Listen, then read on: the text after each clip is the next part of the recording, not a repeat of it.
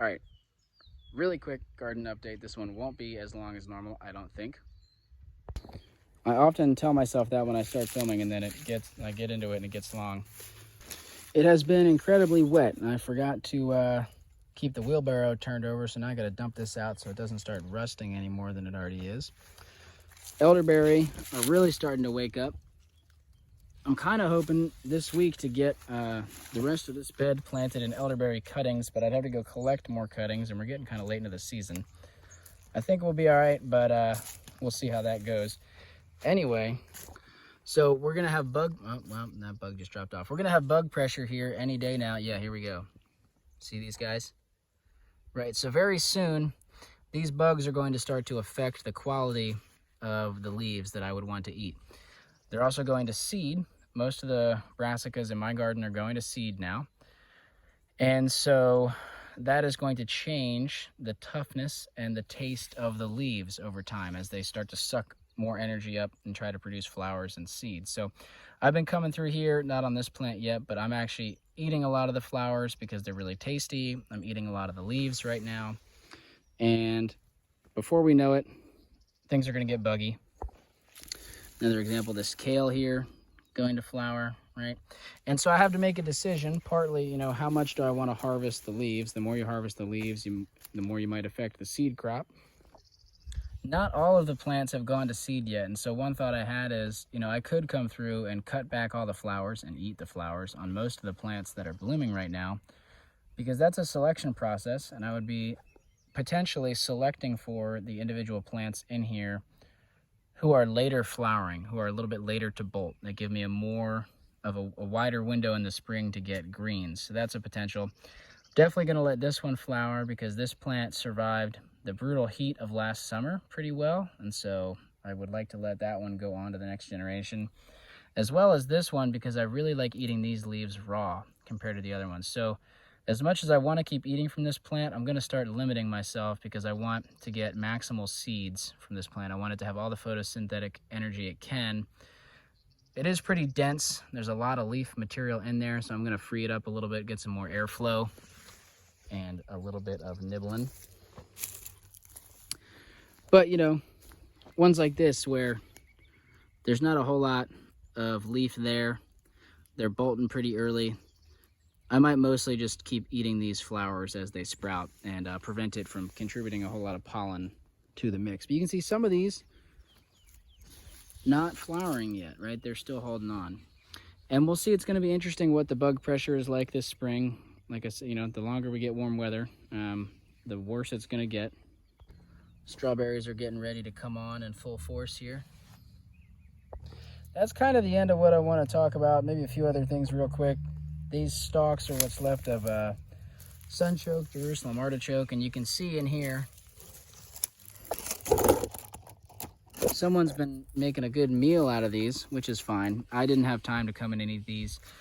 I haven't eaten a ton of them yet. I don't really know how my stomach does. They can give some people a lot of gas and just general tummy issues. So you want to kind of slowly introduce yourself to the Jerusalem artichoke. So I planted them more for native habitat because they are a native plant. And I think within the next week, I am going to try to get in here and pull some of the tubers out and add them somewhere else, maybe as kind of a windbreak on the other side of this fence. I'll add some more in.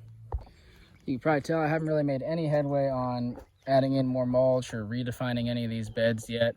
There's just been a lot going on in the nursery. I'm hoping to be almost caught up within the next week or so and can kind of devote more time to this. We'll see how it goes. Again, strawberries really waking up, and you can actually see they're starting to flower already. We have our first potential strawberry here. So that's hilarious. It is March, and we're already getting ready for strawberries. That's new for me. I don't know if you guys are gonna be able to see this, but this hazelnut has a lot of female flowers on it. It's funny, some of the hazelnuts seem to only have male flowers, and some of them seem to only have female flowers. Only referring to the hazelnuts in my little garden area. When I see other hazelnuts out in the wild, they tend to usually have both. So I'm not sure exactly what's up with this. You know, this is the first year that any of these have flowered. and they've had very different conditions. You know, some have had a lot of compost and mulch and water. Others have been kind of toughing it out with the weeds. So just in case you haven't seen any of my other videos, real quick, I'll point out a male flower. Like this is a hazelnut male flower right here, these dangly boys. And just doing a quick scan, it's probably hard for you to see on the camera, but there's no female flowers on this shrub. None at all, just male. So I don't think they typically are like that for their entire life, but yeah, we might get some hazelnuts this year. I don't know. It's, you know, not a ton of flowers, and there's no guarantee that they're getting pollinated, but it's possible. I think the following year after this, we are definitely going to get some hazelnuts in this patch, which is going to be sick. Thought I'd show you guys something super exciting to end the video here. This is a red leaf peach, getting ready to leaf out. I think I have some videos that included this red leaf peach last year. It's not like in the title of the video, but it's definitely in some of the nursery updates. And these peaches maintain their red color throughout the whole year. It definitely dulls in the warmer season, but yeah, red leaf peach. I got 2 of them in the ground here. I don't have any seed for those. I'd like to offer those through the nursery at some point, but I need to get more seed. Another wild plum in the ground. If anyone knows what this is, let me know. I'm pretty sure it's a praying mantis egg, but I'm really not 100% sure.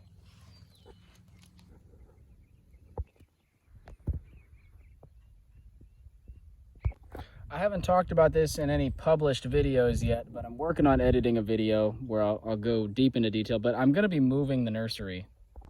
For various reasons, the nursery is going to be at a different site this year. I'll still do some nursery stuff here and some gardening stuff here, but the bulk of my work is going to happen at a different site.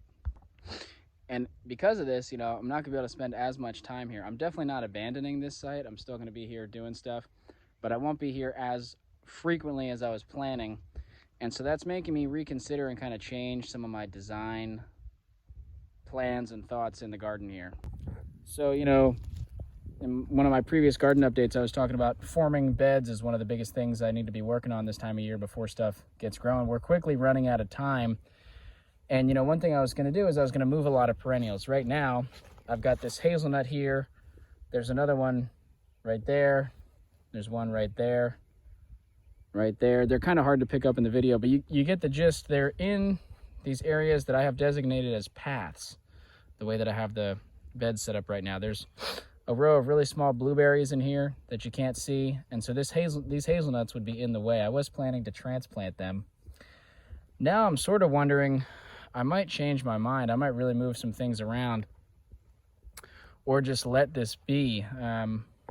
I think the hazelnuts at this size, this time of year, definitely could be moved successfully, but if I'm going to move them this time of year, I'm going to want to be able to water them frequently throughout the growing season if we get a drought, just because this is kind of late in the dormancy season to be transplanting them. These trees have been in the ground for a little over a year now. They're definitely starting to get established, and it'll be a big shock if I pull them out. And so I'm thinking I might wind up leaving these here and trying to rearrange how I've got these beds set up. I might remove some of these smaller blueberries and pot them up to bring to the new site, shift some of the soil. I guess I don't really know what I'm going to do about this bed because I'm not moving all these cuttings. This might have to stay for now. It might just have to be that the hazelnuts are in the pathways for a few years, and slowly, you know, over the next few years, we kind of shift things. This is what happens when you put perennials in with no plan, and I'm not advocating against that. It's kind of just how I do things in here sometimes, and I'm totally at peace with it. I like it. But the spacings are all different, and you know, when I put them in, I didn't know the ideal spacing. I still don't. You know, part of this is an experiment to learn what is the ideal spacing for some of these perennials. You know, so hazelnut here, the closest hazelnut in this direction is all the way right here, okay? And so that is plenty of spacing in between those two hazelnuts. But I also decided, you know, I have this garden row here because in the meantime, it's going to take several years for these hazelnuts to bush out and fill in the space in between. So I wanted to make use of this space. I also needed a place to put blueberries. This had good, you know, soil was prepared and ready to receive plants. So I put blueberries in here, which again, I'm not thinking about moving. They're really small. Let's see if I can show you. Here's one waking right up. So they're very small. They'd be easy to transplant right now and take with me to the new site. Keep good care of them, keep them watered and whatnot. But you can see how very quickly hazelnut, there's some elderberries sticking up right there. This bed is going to get very quickly encroached in on by perennials as this system matures. These blueberries probably would not be in a great spot here long term. So either the blueberries or the hazelnuts probably have to move. I'm leaning more towards leaving the hazelnuts and moving the blueberries. But then I got to decide, if I do that, you know, what do I do with the space in the meantime? Do I do annuals or cover crops in here for this season? Do I shovel a lot of the soil this way and that way? Bring in mulch and just make this the pathway? You know, just have a nice wide pathway down the middle? Anyway, the time to act, make such decisions and act, if I'm going to do any of that implementation this year, the time is now. We're running low on time before it's too late to be moving perennials and soil and whatnot. Although I'll say, I mean, really, it's never too late to move soil. It gets less pleasant when it gets hotter out, but you can always move soil and start warmer season cover crops pretty much any time. The perennials got to be moved when they're dormant, but a lot of these perennials, we could leave them. You know, to some extent, just the nature of this is how I like to garden. This is going to be a little shrubby food forest mostly area in the future. That's kind of my intent. There's a hazelnut here. Right here I established a row of blueberries, right? And there's no way you're going to have a walkway through here, right? This is totally going to close up. You're not going to be able to pick from this side or that side. And I think that's okay. It's partly an insurance policy because I don't know if either of these plants will survive to maturity. This hazelnut is a seed-grown hazelnut. It might make super tiny hazelnuts, you know. And like these blueberries, these are rough transplants. They're suckers I dug out from a field, so who knows how many of these are going to take. And so ultimately, if they both take and they're close together, that's fine. There's going to be some parts of this food forest that are not, you know, ideal for maximizing production. That's not really the point, you know. I do want to try to make things as easy to pick as possible for my own enjoyment, but again, this space really doesn't need to be perfect. And just the way I like to work with perennials is get as many as you can, as cheap as you can, put as many in the ground as possible, and then, you know, once they get to mature size, you can thin back what you don't like. If the spacing is off, if there's a particular one that's not doing well, if there's one you really want to support, you can kind of remove some of the competition around it. That's why, you know, most of the plants in here I grew myself from seed or cutting, or I got for free from friends. You don't get to pick and choose as much when you do things that way as you would if you just went to a nursery and bought whatever you wanted exactly. But you can piecemeal things together, and because the plants are cheaper, almost free, you can afford to plant a lot. And then if you got to remove some later, or if some don't make it, it's not as painful. Anyway, as I'm trying to prioritize and just be realistic about how much time I have this season, and again, how much time I have in this part of the season before things really get growing fast, and how much time I'm going to have this season period, you know, I'm trying to prioritize what makes sense in here. I don't think I'm going to get all of the beds established before the growing season really gets rolling here. I think like possibly this area in front of me, some of this stuff where there's a lot of grass, this is almost definitely not going to get established. And so very likely I'll be tarping a lot of this, maybe coming back in midsummer and establishing some warm season cover crops. I'm getting some volunteer cover crops. You can see some vetch coming up in here. All sorts of other plants waking up. And that's really good because guess who else is waking up? The wiregrass. My best friend. This is one of the hardest plants to control in this garden. One of the hardest plants that I don't want in here. You can see, I'm pretty sure that's what this is. A new one getting started. This might be some, well, no, this looks like it. Bermuda grass, wiregrass, whatever this is. Tell you what, this is a tough plant. This is a tough plant. It has its roles and its uses, but not here in the garden. So very quickly, we need to get this bed seeded and decide if I'm pulling out these blueberries here or not, because there are dormant rhizomes and little grasses all throughout in here that are going to try to poke through if we don't put something in their place. But basically, the weeding season has begun. The gardening season has begun. we'll see how it all shakes out. I enjoy kind of getting on here and rambling, sharing my thought process, sort of loose intentions for the space. Hopefully it's entertaining or relatable to some of you guys. This is hardly a short video anymore, so I'm going to cut it off here and go home.